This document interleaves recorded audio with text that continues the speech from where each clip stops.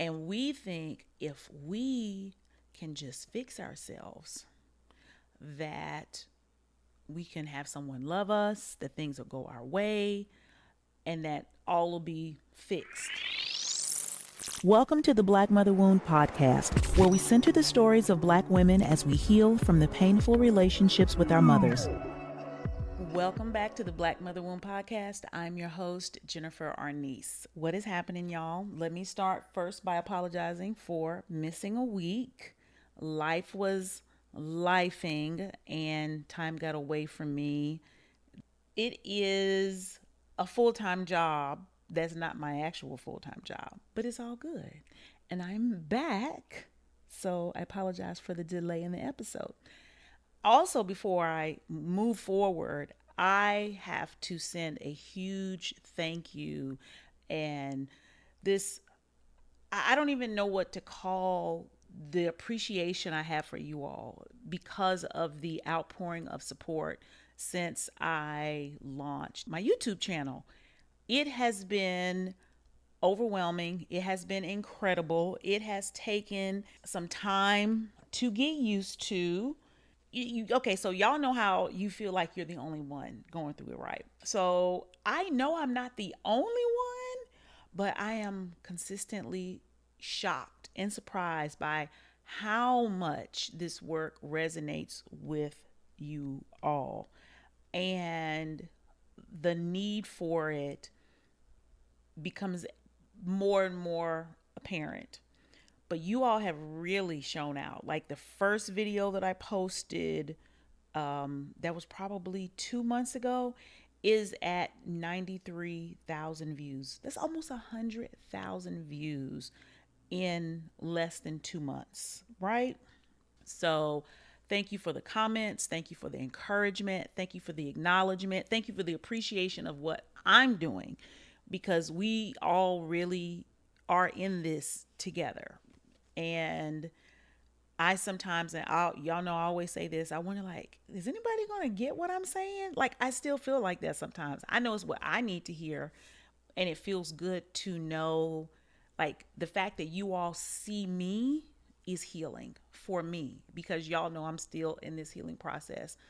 Also, like, so the fact that you all see me and recognize me, it does the little girl in me so good. It gives her so much confidence. It lets her know that she's not by herself and that she's not crazy. And that's really what it's all about. So I love y'all. I really, really do. So kudos. Today, we're going to be talking about how to be nicer to yourself. Or, if I may put it plainer, how to stop treating yourself like shit. And you all know that the mother wound is all about building a healthy relationship with yourself. And we oftentimes get stuck on the relationship we had with our mother and how she treated us, not realizing that you are now treating yourself how she treated you.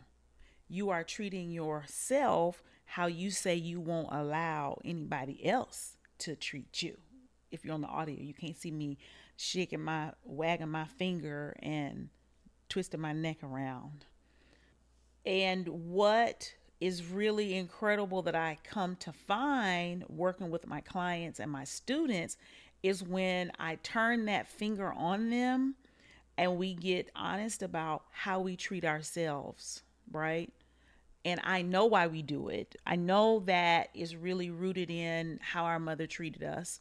It's rooted in the ways that we had to survive because we had a emotionally neglectful parent, mentally neglectful parent, sometimes even physically neglectful parent, and the ways we had to compensate for that caused us to develop a maladaptive view of ourselves.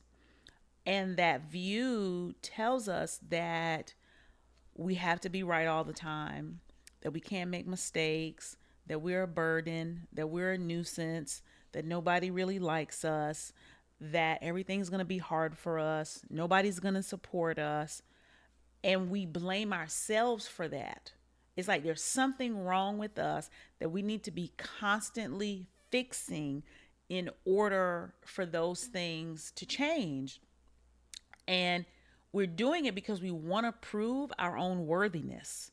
And that's a part of like this insidious cycle because you can't prove your worthiness. It's like proving you exist and you already exist. It's exactly like that because your existence is your worthiness. No one has more or less than anybody else. And we want to avoid the feeling of abandonment, the feelings of rejection that we came to know so well from our mothers. And we think if we can just fix ourselves, that we can have someone love us, that things will go our way, and that all will be fixed. And that's not the case because what you've turned into is the prey. As a child, you were the predator, you didn't have any power. And now you have turned on yourself and you don't even realize that something is wrong with it because you think it's actually true because of how we've been programmed as kids. So you think you need to talk to yourself harshly. Why the fuck you do that? Why did you mess that up? You don't do anything right. Why can't you get this? You so stupid. We don't even realize how traumatic it is when we talk to ourselves like that and how we just kind of beat ourselves further and further into the ground. And then we look up and say, oh, my mother did this and my boyfriend did this and my baby daddy did this and they treat me like this and I'm so good to everybody except yourself. And I know I talk about this throughout different episodes, but I really want to spend some time and let it sink in for you because the reason you should want to heal your mother wound is not to change your mother. We know that. Not to get a man, because some people think that's the reason why. Not so life outside of them gets better, but life inside of you becomes welcoming. The reason I want you to heal your mother wound is so you can feel at home in your own body, so that you can feel at home in your own mind, so you can belong to someone, so you can finally feel like you belong somewhere. That wholeness feeling, that beautiful, encompassing, loving feeling of belonging is what I want you to experience. But that is impossible unless you build a healthy and loving relationship with yourself. Everything I'm telling you is about helping you see the importance of it, showing you the ways that you're not good to yourself, and why you need to be. And the only reason really is because you deserve it. Like, I don't have, a master's thesis to go around and talk about why you should love yourself because it feels good. We have all these big reasons for stuff, but it really is no big reason. It feels so good, and you deserve to feel good.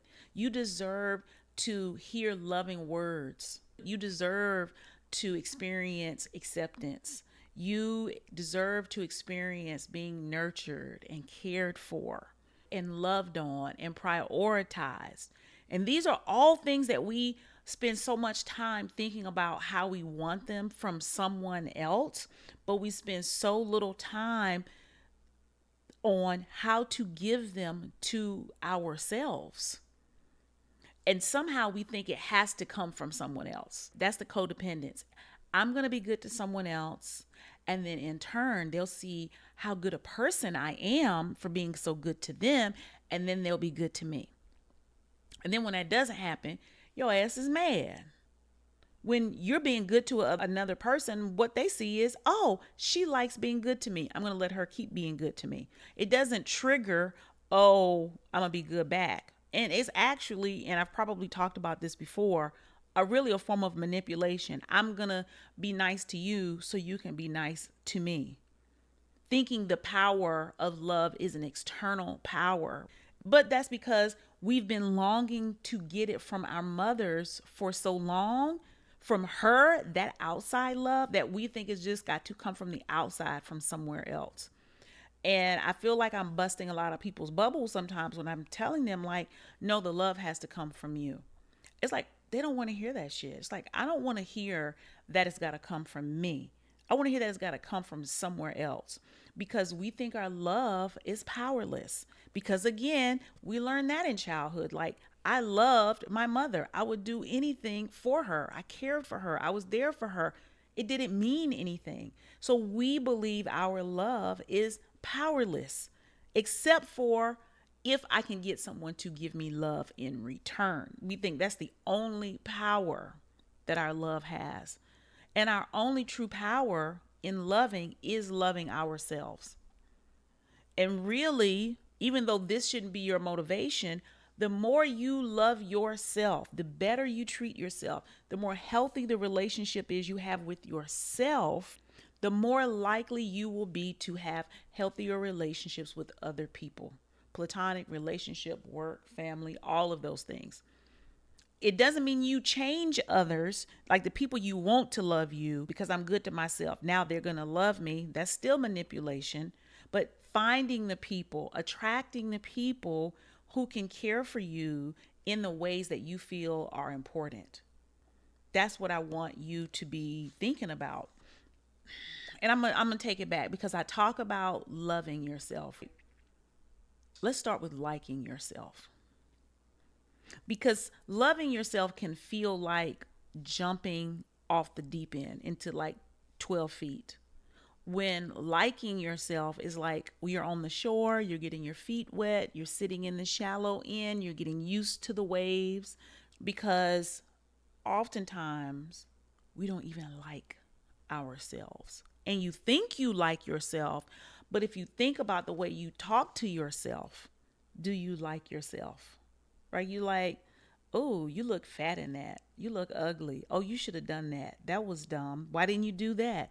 You should do this better. Like all the ways that we have these conversations in our minds, the things that we put up with from other people. You can't possibly like yourself if you let people treat you a certain way, talk to you a certain way. And we really don't want to acknowledge that, because what we have decided is that we are dispensable. I will reject and abandon myself if it means I can get the attention of others, if I can get the acceptance of others. It's not even the real love of others. You think that it is, but it really isn't. You know, it's like if somebody would take this stray dog in, I would do anything. I would even abandon and reject myself. If you think about the holy child abuse of it all, like that's really, if you think about your inner little girl, like that is child abuse. You know, we look and we see stories on social media and in the news about a woman who has a little girl, and the little girl has been molested by the boyfriend, and the mother gets mad at the daughter because she's jealous and it's her fault and all this kind of stuff, because she wants the love of the man, and the little girl, wanting to be safe, wanting to be cared for and prioritized, gets in the way. It shows the people who are not good for her, and the mother is upset of that realization. And we want to beat the mother's ass, because how can you put a man before your child? How can you put so many people and so many things before you? How? It makes sense to you, right? I hate to have such a harsh comparison, but I need you to snap out of it. I need you to, even if all of your behaviors are not going to change overnight, and I get that, but I need an awareness to quicken in you, because healing your mother wound is about changing your actions, your habits, and your patterns. It's not just listening to me right? And journaling and talking about how bad your mother treated you and being overwhelmed by it all. It is about how do you build a loving relationship with yourself. And what you really first need to know is you're treating yourself like shit. If a man, for my cis hetero folks, was treating you that way, and for my less hetero folks, if a woman was treating you that way, it wouldn't be right. It wouldn't be fair.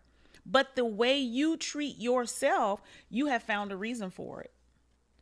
And until you can start to change that, healing your mother wound is going to be out of reach because it is about the relationship with yourself. So, what I wanted to, I have some notes here, of course, about what it looks like, how you can start showing up like you like yourself. Okay. And one of those things is showing up flawed. Instead of that whole perfectionist thing is killing us because it's not really perfectionism. It's that I'm not good enough. So showing up flawed, taking it easy on yourself, doing what's easier over what someone might expect. And I'm going to tell you today, if you're watching this on, YouTube, I'm in the middle of that now because recording these episodes is a huge feat behind the scenes. And I will drive myself crazy trying to get the right outfits together, get my makeup done, get the lighting, getting everything fucking perfect. And if it's not perfect, I'm scared to shoot because it's like, oh, they're not gonna like me if my makeup isn't done. They're not gonna like me if I wear this, and if this happens, if I change anything, they have an expectation I have to live up to it, and if not, I will drive myself bananas. And that's probably goes into how I overwhelmed myself in not recording an episode last week because I didn't have everything in order. And it never dawned on me like, just sit down and fucking record. I don't care how you look, what you got on. Just do your best. And so even today, I almost got caught up again in the same shit. And I was like, I'm not even going to change clothes. Put a bra on, because I didn't even have that on. Put some lip gloss on. Take your scarf off your head and record. And I'm like, oh my God, the ideas in my head about how people are going to think and this and that. And y'all probably ain't even thought twice about it. And I just want you to see in real time how crazy it is. The things that we tell ourselves that are not true. That pressure that you're putting on yourself is not loving. It's not. The things that you are subtly saying to yourself without words that say, you're not good enough. Nobody's going to like you. It has to be better. It is abusive. It is not true. But the only way you can know that is to challenge it. And that's why this work is important for me, even with the videos and the podcast and creating the content. All of it is not for y'all. It is also so I can prove to myself that I can't trust my mind to be like, oh, it is good enough.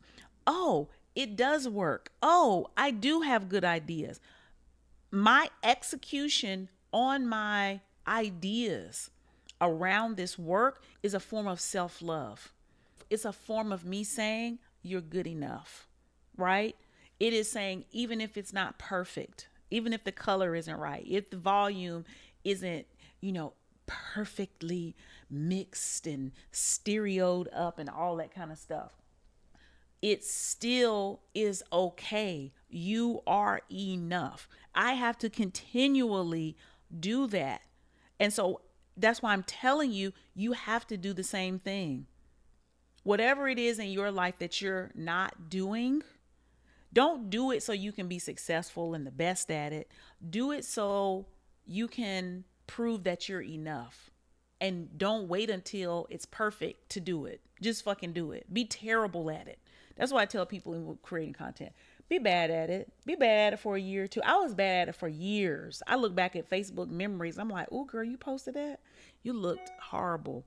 Your audio was disgusting. Your video was bad. All of that. It doesn't fucking matter. keep doing it.